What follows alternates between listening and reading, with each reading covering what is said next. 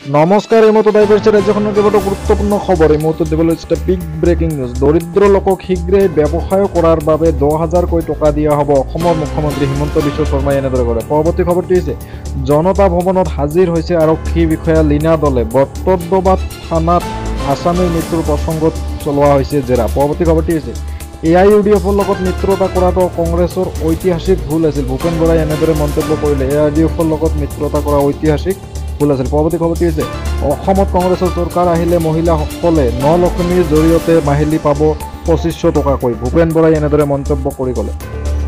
পৰৱৰ্তী খবৰটি হৈছে গুৱাহাটীত বানপানী হ'বই, ভগৱানৰ লগত কোনে কেনেকৈ যুঁজিব। গোটেই 2 ৰাতি বৰষুণ দিলে নদীও পূৰ হৈ যাব। একেবাৰে পানী নোহোৱা কৰিবলৈ বিশ্বকৰ্মাক লাগিব।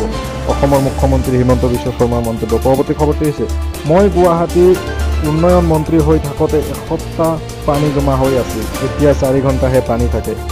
হিমন্ত বিশ্ব শৰ্মাই এনেদৰে মন্তব্য। পৰৱৰ্তী খবৰটি হৈছে মই যদি ৰাইজক হিতাধিকাৰী নকৰোঁ তেন্তে হিমালয়লৈ গৈ বহি থাকিলেহে হ'ব। কংগ্ৰেছ তথা বিৰোধীয়ে অৰুণোদয় আঁচনিৰ জৰিয়তে হিতাধিকাৰী সৃষ্টি কৰে বুলি সমালোচনা কৰে মুখ্যমন্ত্ৰীৰ মন্তব্য। পৰৱৰ্তী খবৰটি হৈছে অসম জাতীয় পৰিষদে প্ৰকাশ কৰা নাই প্ৰাৰ্থীৰ তালিকা, দলটোৱে স্পষ্ট কৰিলে।